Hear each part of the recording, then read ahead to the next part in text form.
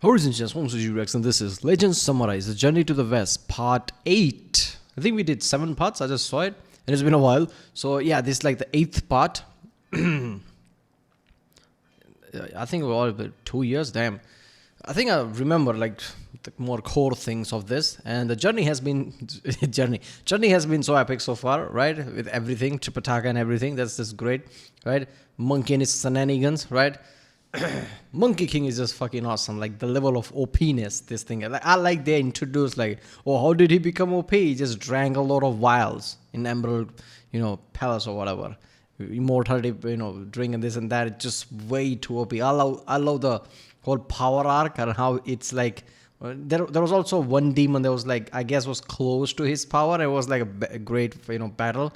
I guess it was like 1 or 2 parts ago or something, which was awesome. So yeah, I guess like there are like 10 total, right? So there's 3, 8, 9, and 10, 3 left, I guess now. So that's good. I don't know if like 10th is the last one or not, but yeah, this is a long story. I like how it's taking years to basically complete. I don't even know if 10th part is the last one or not. So let's watch it. Wait, oh shit. Tripitaka was once last time on Well, that's too loud. Oh, there we go. Last time on Journey to the West, Tripitaka was once again abducted by a devious river-dwelling demon who was revealed to be the truant nephew of Ao Shun, the Dragon King of the West. With the help of the noble Prince Moang, the demon was defeated and our heroes continued westward, only to find themselves fugitives in a Buddhist enslaving kingdom ruled by 3 powerful demons in the guise of Taoist immortals. With Monkey's help, Tripitaka passed their numerous tests and won over the fickle-minded king, and with the demons defeated, our heroes were free to continue their journey to the West. So our heroes are trekking westward when their way is barred by... Let me just spin this wheel real quick. A huge river, easily 800 miles wide. Pretty sure that technically qualifies as an inland sea, but long story short, they're stuck. Surprise, surprise. They spot a town nearby and head over for help and quest objectives, and end up having dinner with these 2 rich old brothers, who are very nice and don't even get butthurt when Pigsy single-handedly threatens to eat them out of house and home. But while the town may seem idyllic, we know what to expect from these things by now, and the truth eventually comes out. This region is ruled by the great king of miraculous power, a being who controls the weather and grants the town rain, but at a hefty price. Every year, the great king requires a sacrifice of 2 young children, 1 boy and 1 girl from one of the families in town. This year, it's the brothers' turn. And wouldn't you know it, despite their advanced age, they each manage to have 1 kid, and these delightful youngsters are their pride and joy, and also the only heirs they have. What a tragedy this is! After first suggesting that the men just use their immense wealth to buy 2 replacement children, Monkey remembers he's a good person now and volunteers to help out by taking the boy's place. He also volunteers Pigsy to replace the girl, and after a lot of complaining, Monkey and Pigsy disguise themselves as the children, and the townspeople carry them to the temple and run off. With a dramatic flourish, the great king appears, and unsurprisingly, he's a big scary demon. But for all his scariness, he's completely unprepared for how nonchalant Monkey is about this whole being sacrificed thing, and he gets so freaked out he goes after Pigsy instead. Pigsy freaks out and changes back, walloping the great king with his rake and knocking a couple fish scales off him, which makes the great king freak out and run away. Pigsy and Monkey chase him, and when the demon figures out who he's really dealing with, he freaks out even harder and vanishes into the river. Pigsy and Monkey figure that between the scales and the river thing, he's probably a river demon, and if they defeat him, they might be able to find a way across. But that's a problem for after the victory party. With the kids saved and nobody dead, our heroes return to a rousing celebration of their badassery. But not everyone is celebrating, as off in the river, the demon explains to his demon buddies why he didn't bring any leftovers and recounts his daring escape. But this year might not be a total bust. He recognized Pigsy and Monkey as disciples of Tripitaka, who he's heard is so magically delicious and nutritious that eating him would make them all immortal. But Monkey is so scary, and Pigsy too, I guess, that he's not sure he'll be able to get to Tripitaka at all. But one of the demons has an idea on that front, and with her help, the great king begins hatching a plan. The next day, the gang wakes up to find the town blanketed in a beautiful layer of extremely unseasonal snow. This is very picturesque, but actually not good, because Tripitaka was... Yeah, okay. I'm not gonna lie, the monkey's basically journey so far, it's like monkey's learning. You see how it's changing, right? Monkey's changing all the time. If the very early episode, 1st, 2nd, and 3rd, it's just like monkey was this kind of somewhat volatile. And now it's like more tame and just like good guy, like she says. But I don't know. I like the early version of Monkey, where it's just like, okay, he's not here and there. It's just like crazy shit all around, all the shenanigans and things. Obviously, this is just basically, more obstacles. The more they go, the more demons. I guess, more, different type of demons they're going to fight. But I don't know. I guess I find this type of thing with all stories. Doesn't matter what I watch, right? Like the more they evolve, the more like, I like the earlier version. I don't know why. was hoping to borrow a boat to cross the river, and with the weather like this, a boat isn't going to do him any good. Plus, this journey is really starting to drag on. It's already been 7 or 8 years since Tripitaka first left for the west, and all this waiting is really getting to him. The old dudes try to cheer him up by serving him tea in their beautiful snowy garden, and Monkey calls Pigsy an absolute cretin for not recognizing the beautiful tranquility of a fresh snowfall. I guess you could call him an uncultured swine. Yeah. But as they spend a beautiful afternoon drinking in the wonders of nature and also a bunch of tea, someone passing by outside loudly mentions that the cold snap has frozen the river solid, and that people are starting to actually walk across it to start their seasonal trade with the Western Kingdom of Women, an empire of only women that lives on the other side. Well, if the river's actually frozen all the way through, then they can just walk across, no need for a boat or a demon fight. So after first weatherproofing the horse and a few lessons from Pigsy in safe ice traversal, our heroes set out along the frozen river to continue their journey westward. Or at least that's the plan. The demon smashes through the ice, and everyone but Monkey falls into the water. Pigsy and Sandy manage to retrieve the horse and their luggage, but Tripitaka is nowhere to be found, and with no better ideas, the gang trudges back to town to regroup and think of a plan. Monkey is certain that Tripitaka's I love monkeys just like never like doesn't bother. We're basically riding around the cloud and shit like that. Every time somebody's in trouble, the monkey is like, God damn it. Why do I have to lug all these people with me all the time? Like stupid mortals. Why can't they be like me? still alive, so he tells the old men to take care of their horse and dry out their things while he, Sandy, and Pigsy figure out how to get Tripitaka back. Unfortunately, Monkey is still no good underwater, so Pigsy carries him as they swim down to investigate. They find a massive underwater palace, and Monkey turns into a shrimp and sneaks in, finding Tripitaka alive and well, but stuck in a box, very unhappy to be stuck in a box, and lamenting his frankly terrible luck with rivers. Monkey scoots back out and suggests Sandy and Pigsy try to provoke the demon and lure him out of the water so Monkey can finish him off. You know, that strategy they've tried twice that has literally never worked. But you never know, maybe the third time's the charm, so Monkey pops back to the surface while Sandy and Pigsy see about luring the demon out to play. But this time, the demon is actually prepared for a fight and brings out a very impressive-looking mace. He and Pigsy brag about their respective weapons for a while until Sandy gets bored and attacks. They have a pretty sweet fight, and after a few rounds, Pigsy fakes defeat and runs for the surface. And when the demon follows, Monkey ambushes him, just as planned. But the demon freaks out and does what he does best, aka run away, and he's not about to take that bait a second time, so they can't lure him out for another go. What is this game of whack-a-mole? Oh, I missed it. It went back again. So, officially running out of ideas, Monkey decides to pay Guanyin a visit to see if she has any insights. But when he arrives at the Southern Sea, Guanyin's entourage nervously tells him that this maybe isn't a good time, since she hasn't left her room all day and specifically left orders not to be disturbed, especially by Monkey. Showing commendable restraint, Monkey waits a whole several minutes before bolting for Guanyin's private bamboo grove. That's where he finds Guanyin, still in her pajamas, with zero makeup, zero hairstyling, glumly weaving a basket out of bamboo. Ugh. In a world where we can be anything. That's a mood. Monkey has no idea what's going on, but he knows a bad day when he sees one, so he immediately backpedals and humbly begs Guanyin for help in rescuing Tripitaka. Guanyin tells him to wait outside, and this time Monkey actually listens. Nobody in her entourage is entirely sure what's going on with her, but they can all tell that she seems really down and won't talk to anyone. Soon enough, Guanyin emerges with a completed basket, tells Monkey to follow her, and blasts off without even getting dressed. They arrive at the river, and Monkey tries to explain what's happening to the others, except since he doesn't actually know what's happening, he doesn't have much luck. Guanyin floats out over the river, drops her basket in the water, recites a spell, and then retrieves the basket, which now contains exactly one very confused goldfish. Then she tells Monkey to go save Tripitaka. But what about the demon? Everyone say hello. So yeah, it turns out the demon was actually Guanyin's beloved pet goldfish, which got powered up by listening to her lectures and decided to turn into a demon and start eating kids. She was very upset when she realized he was missing and dove straight into finding a way to get him back, which is why she was so unput together today. Because of a goldfish. Pigsy got beat up by a goldfish. With the boss demon out of the way, they easily rescue Tripitaka. That makes no sense.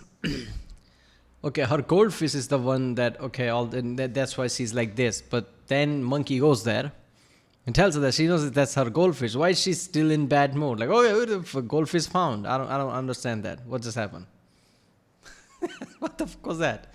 And meanwhile, the townsfolk are so awed by Quan, I woke up like this yin, that they all troop out to worship her and make a bunch of art about it. With Tripitaka unkidnapped and everything basically resolved, they still have to figure out a way to cross the river, which is when a huge white turtle shows up. Apparently, he's the guy who actually owns this river, and with the goldfish gone, he's back in charge. As thanks for restoring his position, he carries the gang across the water himself, asking only that they give him some tips from the Buddha to help him finally shed his turtle shell and gain a human form. So with that fishy business sorted out, our heroes can continue on their journey to the west. And they do do for a while. But the weather gets colder and the going gets harder, and eventually they run into let me spin this wheel here, huge mountain barring their way. It's not totally impassable, but it's very narrow and treacherous and probably full of scary wild animals, so everyone's a bit on edge. As they make their way through the mountain, they eventually spot some signs of life, a mansion and a cluster of houses nestled in one of the valleys. Tripitaka suggests they stop there to get some food and rest up. But unfortunately, Okay, here's what I don't understand it, right?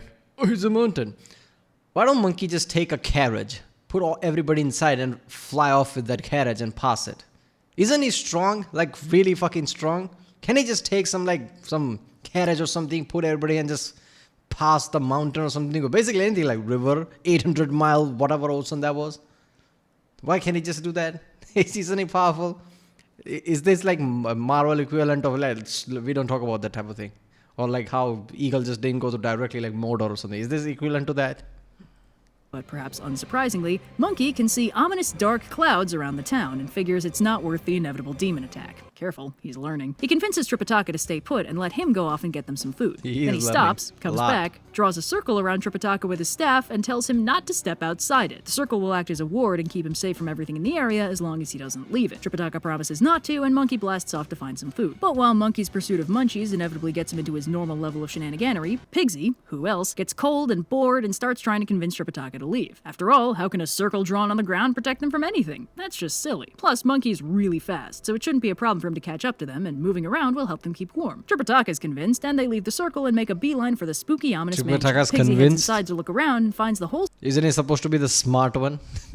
Okay, oh look, good enough for me. My legs are falling asleep anyway. space deserted except for a very large skeleton in an upper room and 3 very shiny warm vests. Pigsy grabs the vests and reports back, and Tripitaka is mortified that he desecrated a grave, but Pigsy reasons the dead guy's not about to complain, and You haven't played Skyrim? That's like normal. Come on. Oh, look at that new armor. he and Sandy put him on, which turns out to be a bad idea as the vests are enchanted and immediately tie them up. What? A trap? I can't believe it. So, unsurprisingly, this region is ruled by a demon, specifically the old and powerful single-horned rhinoceros king. And this whole place is a trap he set up. He has his minions cart the gang over to his cave and demands an explanation from Tripitaka, who apologizes for his disciples' rudeness and asks that they please be allowed to continue along their journey. But the demon's not exactly in the negotiating mood, since he knows if he eats Tripitaka, he'll regain his youth. But Pigsy brags that Tripitaka's absent disciple is none other than the Monkey King, which does make the demon hesitate, so he puts them in cold storage while he figures out what to do about Monkey. Speaking of whom, Monkey finds the circle empty, the suspicious demony town gone, and the gang nowhere to be found. What a surprise. He follows the Horsehoof Prince for several miles without finding anybody, and is starting to get seriously disheartened when a couple of travelers tell him that they saw his companions getting kidnapped by a very powerful local demon. Monkey's about to run off to find him when the travelers reveal that they're actually the local mountain gods and ask him to leave the bowl of rice with them for safekeeping. Monkey is pretty pissed they disguised themselves, but they point out that he is pretty dangerous to deal with on a bad day, which he acknowledges is fair. He's becoming self-aware. So Monkey starts searching for the inevitable demon cave and eventually spots a set of double doors in the mountainside guarded by a bunch of imps. Again, I like his learning shit, but I don't like that. I like his volatile self, man.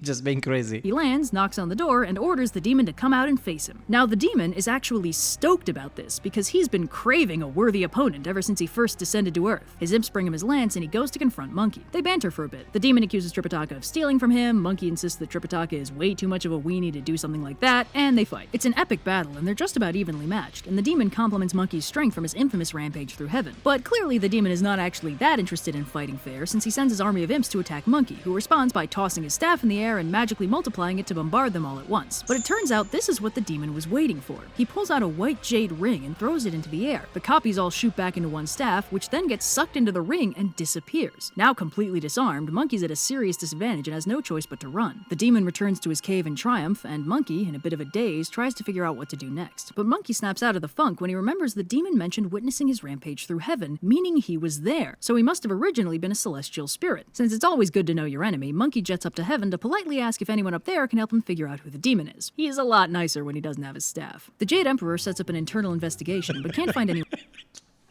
Jade Emperor. Monkey, oh shit. Everything's like, everyone just run away. The shit is about to go down. And the monkey's like, no, that's not why I'm here. Yeah, last time we vandalized everything. We need to call for Buddha. What the fuck? anyone missing, so he offers to send some gods to help Monkey fight the demon. Monkey's like, oh man, I mean, sick offer, but like, I kind of kicked all your asses 500 years ago. I don't know if you forgot, but like, So if I couldn't do anything, I don't really know if any of you could.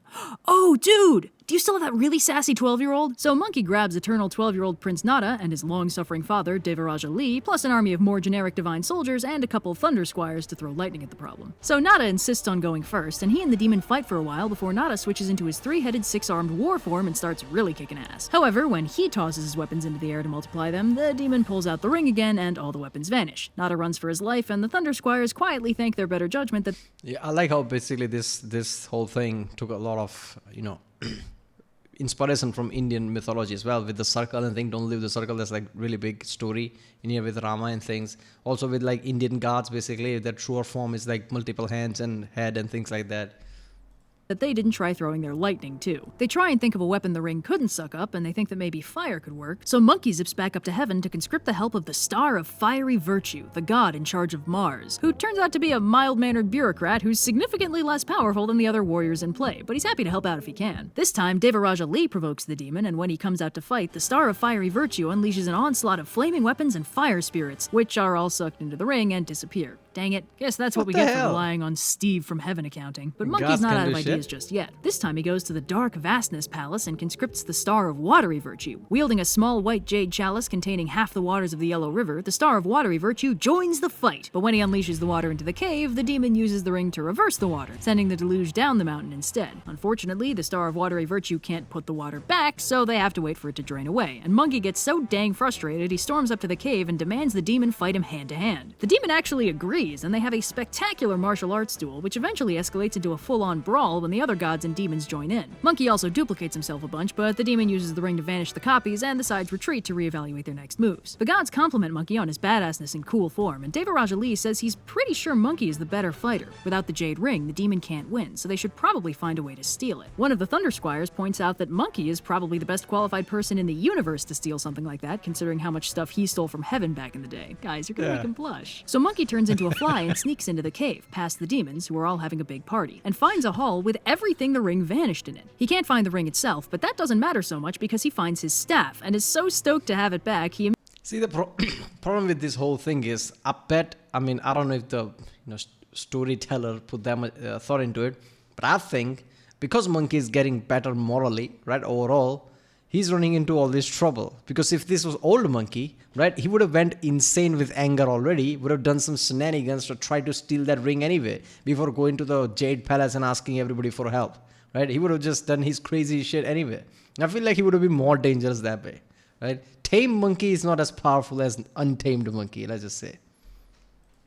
Immediately smashes his way out of the cave in celebration. The demon and his army obviously chase him, and they battle for about 3 hours. But when the sun goes down, the demon calls for timeout, Monkey says no timeouts, and the demon bolts back into the cave. Everyone showers Monkey with compliments and praise, and he figures that now that the demon's all tuckered out, he can just sneak in and look for the ring on his own time. So Monkey turns into a cricket and sneaks into the cave, but when he spots the demon getting ready for bed, he notices a problem. The demon is wearing the jade ring on his arm. Monkey tries and fails to dislodge it, and eventually decides to do the next best thing. He goes back to the hall with all the weapons, duplicates himself, steals all the weapons, frees all the fire spirits, and smashes his way out of the now burning cave, riding a fire dragon like the first-class badass he is. The demon is very unhappy that his cave is now super on fire, while the divine army is very happy to have all their weapons back. But in spite of how super cool that play of the game was, the demon still has the ring, and it doesn't take very long for him to use it to steal all their weapons back. Boo. So the heavenly host dissolves into arguing, blame-placing, and infighting, and Monkey finds himself living out his worst nightmare of being the voice of reason. So he decides that when all else fails, he should probably check in with the Buddha and see if he has any ideas. So Monkey flies off to the Thunderclap Monastery and drops in on the man himself. Oh boy, nobody tell Tripitaka it's that easy. Buddha is kinda surprised to see him there, all alone without Tripitaka and the others, and Monkey fills him in on the situation. Now,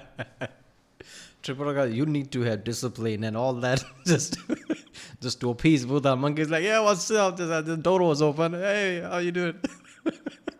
I am powerful after all, an immortal monkey, so yeah, it's easier for me. Now Buddha figures out who the demon is pretty much immediately, but refuses to tell Monkey because he knows Monkey doesn't know how to shut up, and would instantly brag about how he learned the demon's true identity, and he just really doesn't want to deal with that right now. So instead, he has his 18 Arhats gather 18 grains of cinnabar sand to magically paralyze the demon. Monkey jokes around with the Arhats, who seem like pretty cool dudes, and they fly back to the mountain. Monkey goes to lure the demon out, but then the demon taunts him about how he's super gonna kill his friends, so Monkey drops the goofs and attacks him for real. The Arhats make their move move and dump the sand on the demon, and it grows into a huge pile that threatens to bury him completely, until he uses the ring to make it disappear. Man, this guy sucks. Get it? Look, if I'd thought of it earlier, I would have said it earlier. But two of the Arhats tell Monkey that Buddha secretly told them that if the sand didn't work, Monkey should go and ask Lao Tzu for help. Monkey's cranky they couldn't just tell him that in the first place, but you know how Buddha does, so he jets off to go bother Lao Tzu. But as he's filling him in on the situation, he noticed something's missing from Lao Tzu's lab. His green buffalo is conspicuously absent. Apparently, he had one of those. And apparently, the lad guarding it thought eating a random elixir pill he found on the ground was a super good idea, and it knocked him out for a week straight, during which time the green buffalo escaped and headed to Earth to fulfill his dreams of fighting worthy opponents and eating monks. Searching the lab, Lao Tzu realizes his diamond snare is also missing, the thing he used to finally capture Monkey during his rampage through heaven. Apparently, that's the true form of the jade ring the demon's been using to steal everyone's stuff. Lao Tzu grabs his fan and storms off for a little disciplinary training. When Monkey and Lao Tzu arrive on the scene, the demon freaks out and hucks the ring, which doesn't work out so hot when Lao Tzu catches it with one hand. Then he swings the fan, and the demon immediately reverts to his true form, no problem. Lao Tzu leads the formerly demon, now just your garden variety green buffalo, back to his lab. Monkey retrieves the weapons and rescues the others, no problem. And with that eventful trip down memory lane all sorted out, they are finally back on track to continue their journey to the west. Will Tripitaka's luck with mountains and rivers? Buddha says that. Now what the Tripitaka, I don't know why he's like surprised, right? I mean, every shit the monkey has done, like Buddha is the one who has to like punish him in the first place. Like, yeah, he can do anything. He can walk into any places, go anywhere he wants. Why the hell not? He can also, fly everywhere he wants, taking all of them together. But I don't know why he's not doing that, like I said. But there you go.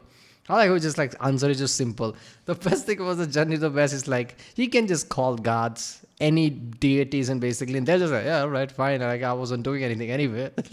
He just come like every time there's the answer. Oh, okay, nothing's happening. Okay, I'll call the gods.